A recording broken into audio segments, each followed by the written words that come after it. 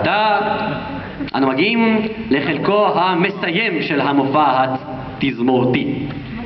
אנחנו חוזרים לאחת מהקלאסיקות הגדולות ביותר של כל הזמנים.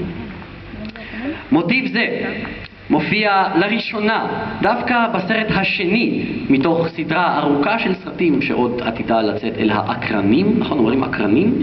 לא אומרים אקרנים? לא אומרים? אז לא אומרים אקרנים.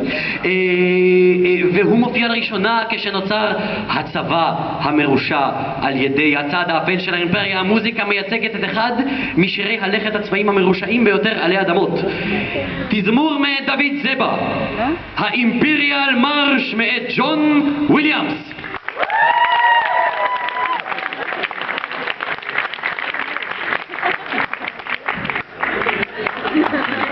זה היה ריחוף.